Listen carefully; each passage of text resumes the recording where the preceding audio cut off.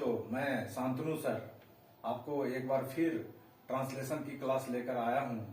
आज हम टेंस का दूसरा पार्ट पढ़ेंगे, जिसमें टेंस का ही प्रेजेंट टेंस के बारे में पढ़ेंगे। आइए देखते हैं ये किस प्रकार है।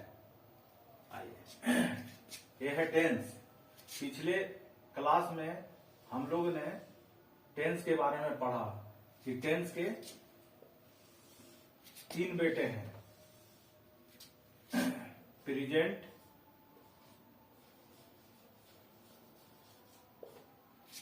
Past and future.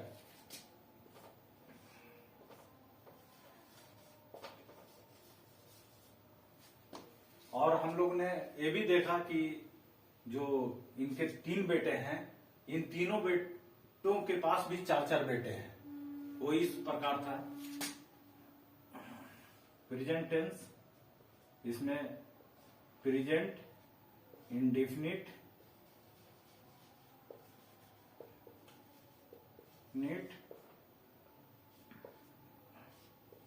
Present continuous,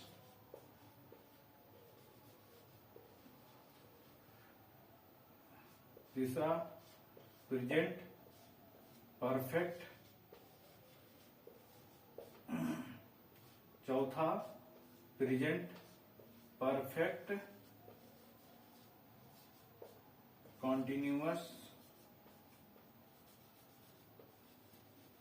tense. इस तरह से इनके 4 बेटे हुए प्रेजेंट के।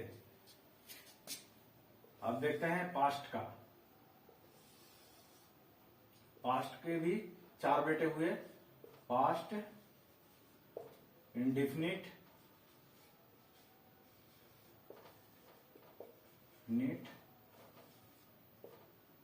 Second past perfect, third past continuous,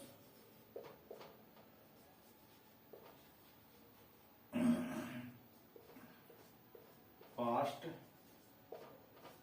perfect continuous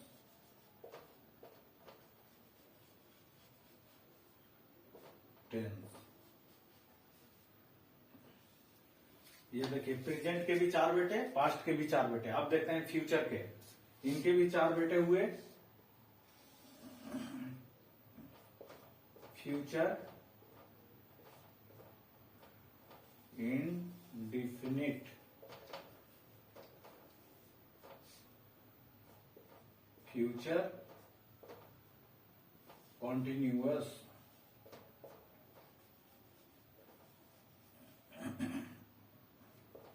future perfect,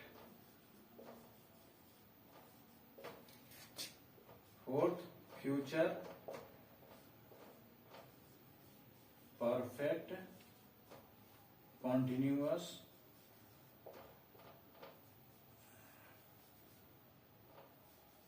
tense. इस प्रकार हमने पिछले क्लास में टेंस के 3 पार्ट होते हैं और तीनों के 4-4 बेटे हुए, उनका पूरा स्ट्रक्चर देखा था। ये आपका रिवीजन हो गया। अब हम लोग प्रेजेंट टेंस का प्रेजेंट इंडेफिनिट वाला पोर्शन देखेंगे, जो इस प्रकार है। Present indefinite. आइए नए सिरे से हम प्रेजेंट टेंस में प्रेजेंट इंडेफिनिट के बारे में सीखेंगे। बच्चों, मैं इसे रब कर रहा हूं। अगर आप लोग चाहें तो इसको स्क्रीनशॉट भी ले सकते हैं, या आप सुनकर इसको कॉपी में भी अपने उतार सकते हैं।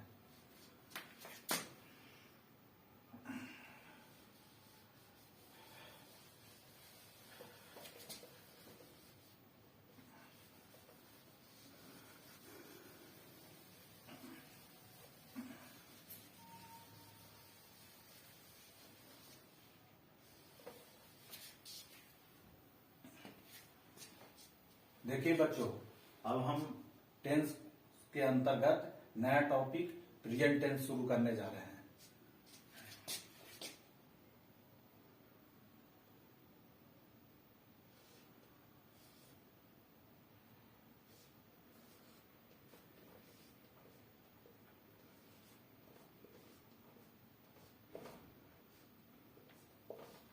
प्रेजेंट टेंस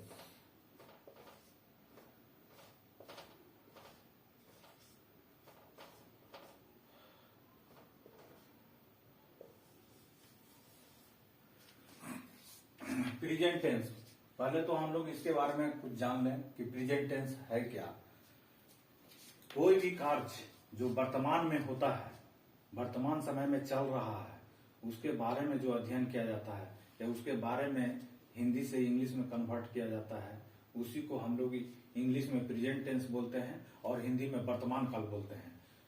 इसी में हम लोग ट्रांसलेशन के अंतर्गत हिंदी में जो बात आती है उसको हम लोग इंग्लिश में कन्वर्ट करते हैं।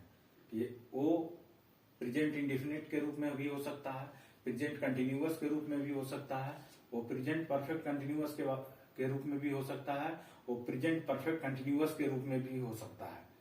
आइए देखते हैं प्रेजेंट इंडेफिनिट टेंस के बारे में।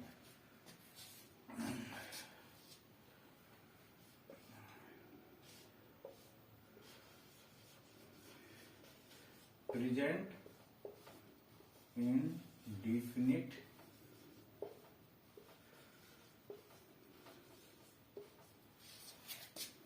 टेंस, ये प्रेजेंट इंडेफिनिट टेंस ये प्रेजेंट टेंस का पहला बेटा हुआ। इसे हम इस तरह से देखते हैं। पहले इसके बारे में समझ लीजिए आप लोग कि प्रेजेंट इंडेफिनिट टेंस उसको बोलते हैं जिसमें जिस भाग के अंत में ता है, ती है, ते है इत्यादि लगा हो, उसे प्रेजेंट इंडेफिनिट टेंस का भाग समझना चाहिए। ठीक है, आइए हम इसे ब्लैक बोर्ड पर उतार देते हैं। जिस वाक्य के अंत में ता है, ती है, की है,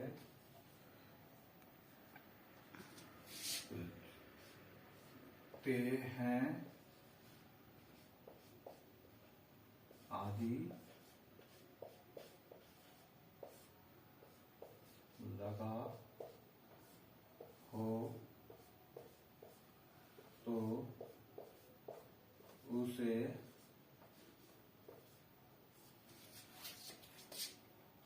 प्रेजेंट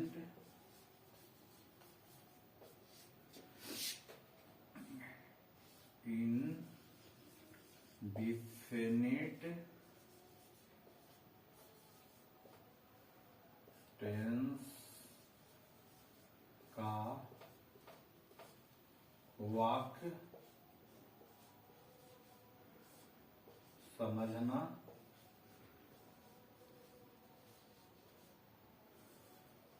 चाहिए।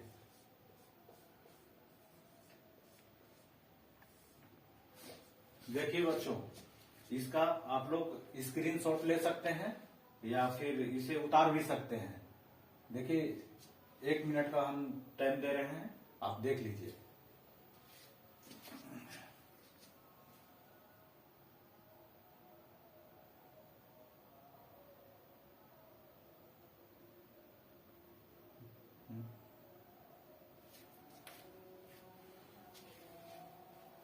आइए बच्चों, अब इसे मैं रब कर रहा हूं और इसके बारे में अब एग्जाम्पल के माध्यम से समझेंगे कि प्रेजेंट इंडेफिनिट टेंस का वाक्य किस तरह का होता है, जिसको हम हिंदी से इंग्लिश में कन्वर्ट करेंगे। अब मैं इसे रब करता हूं।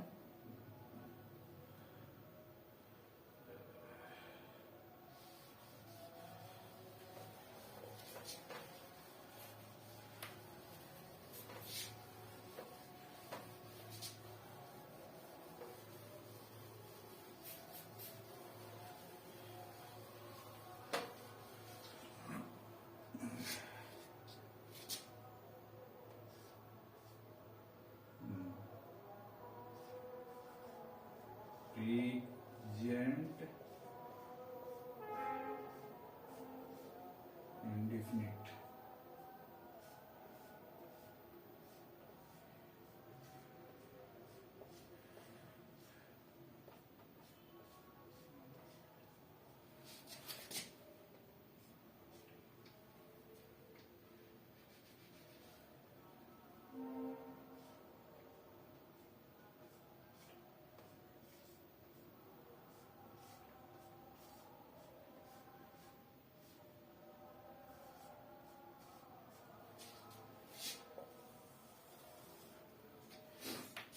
आइए अब इसको एग्जाम्पल के माध्यम से समझेंगे।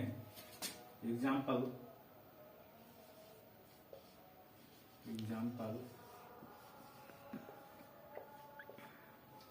जिसे जैसे भी बोलते हैं हिंदी में,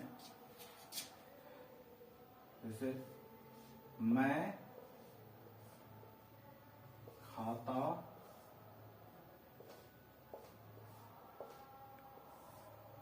हूं।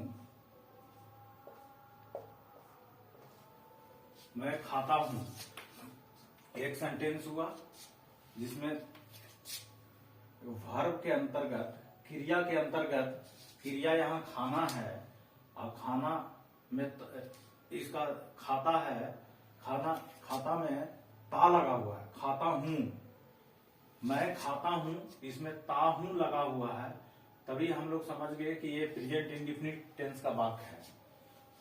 अब इसको हिंदी से इंग्लिश में ट्रांसलेट कैसे करेंगे? यहां देखिए, यहां सब्जेक्ट है मैं हो गया सब्जेक्ट। अब खाना यहां वर्ब है, खाना वर्ब है। और चूंकि हम लोग जानते हैं कि वर्ब के 3 रूप होते हैं। वर्ब के 3 रूप होते हैं, प्रेजेंट,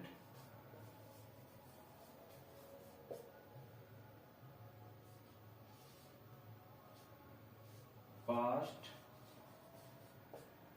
एंड पास्ट पार्टिसिपल।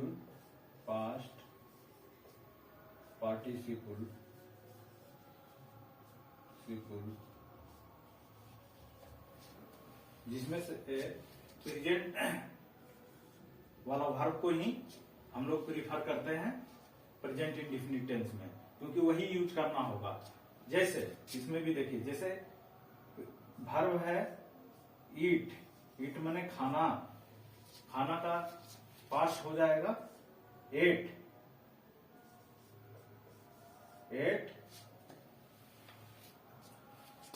और पास्ट पार्टिसिपल मतलब ईटेन हो जाएगा, ईटेन। इसको वर्ब 1 के रूप में भी डिनोट कर सकते हैं, वर्ब 1, वर्ब 2, इसे वर्ब 3 के रूप में भी डिनोट करते हैं। देख लीजिए बच्चों, इसे अच्छे तरह से समझ लीजिए और इसे कॉपी में नोट कर लीजिए।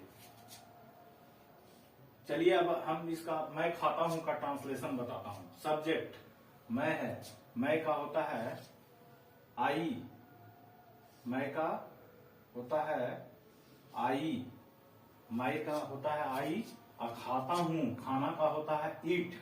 क्योंकि इसमें प्रेजेंट फॉर्म, इसका मतलब वर्ब 1 का यूज होता है, तो खाना का ईट होगा, तो आई ईट, इसका ट्रांसलेशन हो गया ईट। चलिए अब इस दूसरे एग्जाम्पल से समझते हैं, जो और आपको पुख्ता कर देगा, समझ में आ जाएगी।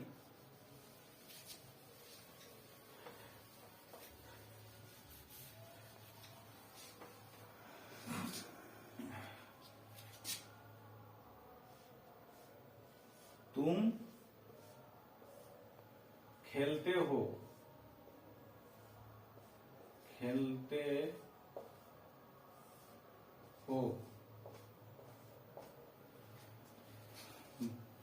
देखिए बच्चों, यहां पे ते हो लगा हुआ है, ते हो लगा हुआ है, ये इंडिकेशन मार्क है कि ये प्रेजेंट इंडेफिनिट टेंस का वाक्य है। अब इसे हम लोग कैसे बनाएंगे? पहले तो हम लोग देखेंगे कि सब्जेक्ट क्या है, फिर उसके बाद देखेंगे कि वर्ब क्या है। तो यहाँ सब्जेक्ट देख रहे हैं कि ये तुम है, ये सेकंड पर्सन का है, सब्जेक्ट है। तो तुम का यू होता है, यू, और खेलना का प्ले होता है जो कि वर्ब 1 है, यू प्ले। इस प्रकार हम लोग बनाते हैं। तो ये तो 2 केस हुआ। एक हो गया फर्स्ट पर्सन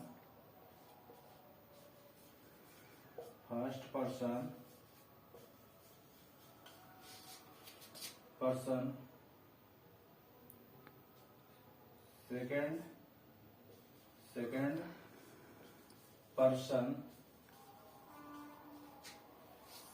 के singular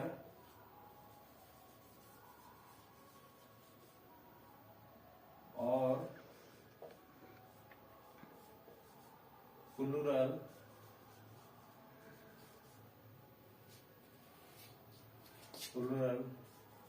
subject first person and second person के सिंगुलर और प्लूरल सब्जेक्ट होने पर अनुवाद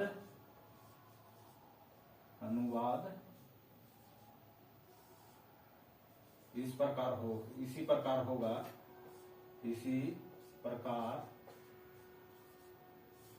होगा।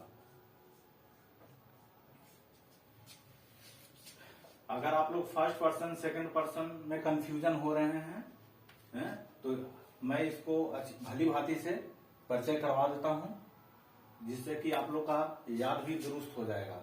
आइए हम इसे अब रब करके आगे की ओर बढ़ते हैं और पहले आपको थोड़ी जानकारी first person, second person and third person के बारे में दे देते हैं।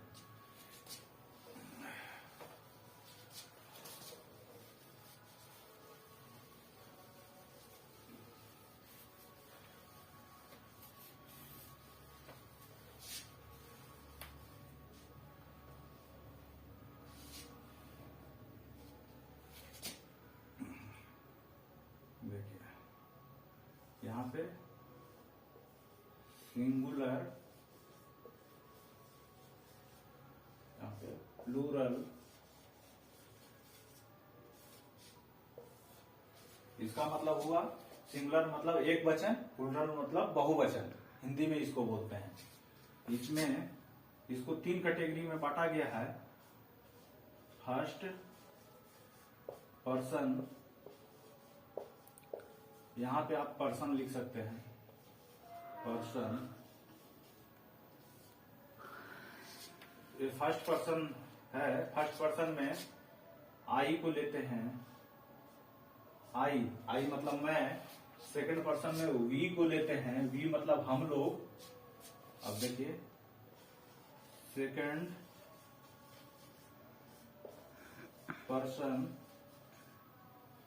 पर्सन में हम लोग यू को लेते हैं और प्लूरल में भी यू को लेते हैं। यू का मतलब हुआ तुम मतलब सिंगुलर हो गया। यू का मतलब प्लूरल में भी यू लेते हैं, लेकिन यहाँ मीनिंग तुम लोग कहा जाएगा। थर्ड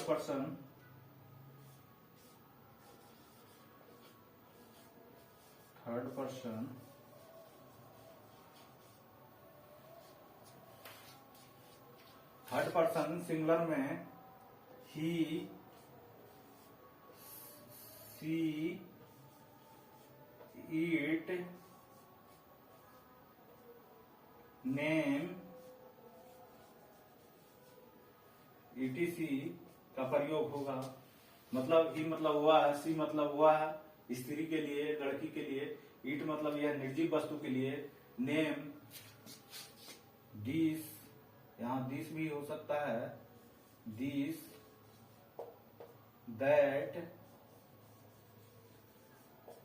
इस प्रकार के थर्ड पर्सन ये सिंगुलर नंबर में he, she, this, it, name, that, ETC आदि है। लेकिन इसमें थर्ड पर्सन प्लूरल नंबर में हम लोग दे का प्रयोग करते हैं। दे मतलब वे लोग। देखिए बच्चों, इसे आप लोग स्क्रीनशॉट ले लीजिए या फिर इसे कॉपी में उतार लीजिए। 1 मिनट का समय है आप लोग के पास, उतार लीजिए। ठीक है बच्चों? ओके बच्चों, आगे बढ़ते हैं।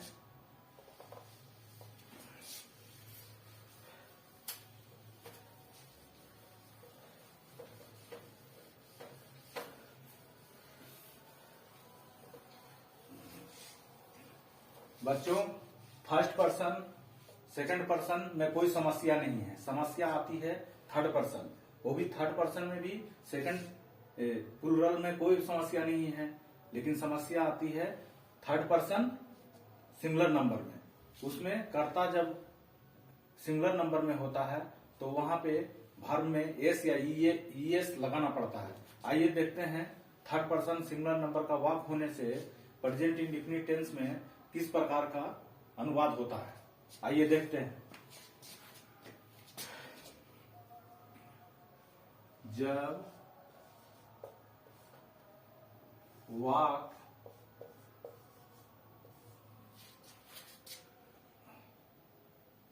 थर्ड पर्सन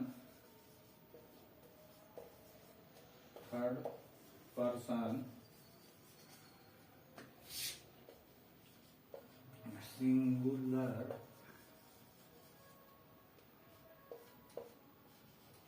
नंबर, जब थर्ड पर्सन सिंगुलर नंबर वाक्य में थर्ड पर्सन सिंगुलर नंबर का सब्जेक्ट हो, सब्जेक्ट मतलब बच्चों कर्ता, सब्जेक्ट का मतलब हुआ कर्ता, तो उसके वर्ब में एस ऑब्लिक ईएस का प्रयोग करना अनिवार्य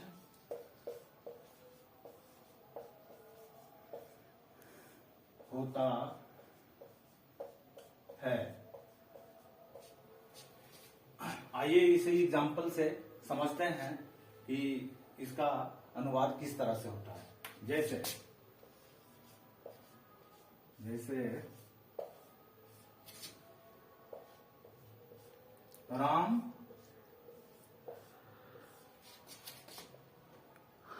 जाता है।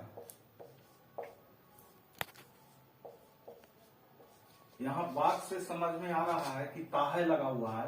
ताहे का मतलब हुआ प्रेजेंट इंडेफिनिट टेंस का वाक्य है, लेकिन जो सब्जेक्ट है, दिस सब्जेक्ट जो कि थर्ड पर्सन सिंगुलर नंबर का है, इसीलिए इसके बाद आने वाला जो वर्ब है सब्जेक्ट के बाद, उसमें एस या ईएस लगाना अनिवार्य है। तो आइए समझते हैं, ज्यादा जटिल नहीं है, समझ लेने के बाद ये बहुत ही आसान है। जैसे राम है, राम में किसी बच्चे का नाम है या लड़के का नाम है या श्री राम प्रभु का भी नाम है, तो यहाँ पे राम का राम हो गया। जाना का जो वर्ब है, इसका मतलब हुआ गो। अगर आप सिर्फ गो लिख देते हैं तो ये आपका सेंटेंस पूरा गलत हो गया, क्योंकि ये थर्ड पर्सन सिंगुलर नंबर का वाक्य है। तो इसमें वर्ब के साथ में आपको एस या ईएस लगाना होगा, एस या ईएस। चूंकि ये गो लिखा हुआ है, गो, और गो के पीछे में जो वॉवेल है वो वॉवेल है, इसलिए यहाँ पे एस ना लगकर ईएस लगेगा। तो यहाँ पे गोज हो जाएगा। तो आपका कंप्लीट इसका राम जाता है का अनुवाद हो गया राम गोज। देखिए बच्चों, इसे आप अपने कॉपी में नोट कर लीजिए या फिर इसका स्क्रीनशॉट ले लीजिए। ठीक है बच्चों, ये आज का प्रेजेंट इंडिफिनिट टेंस का ये सकारात्मक वाक्य यही तक है। फिर अगले वीडियो में हम नया प्रेजेंट इंडिफिनिट टेंस का ही नया रूप, इंट्रोगेटिव, निगेटिव सब हम देखेंगे। अगर आपको अच्छा लग रहा है तो मुझे लाइक कीजिए, सब्सक्राइब कीजिए। मैं इसी तरह अगला नया वीडियो लाऊंगा और आप लोग इसका फायदा उठाइए। मैं चाहता हूं कि ये वीडियो जो है जन जन तक जाए, जहां तक शिक्षा नहीं पहुंचा है, और इसका लुत्फ उठा सकें फ्री में। आइए इसे सब्सक्राइब कीजिए और मोटिवेट कीजिए। थैंक यू बच्चों, फिर कल अगले नए क्लास के साथ फिर मिलेंगे। जय हिंद।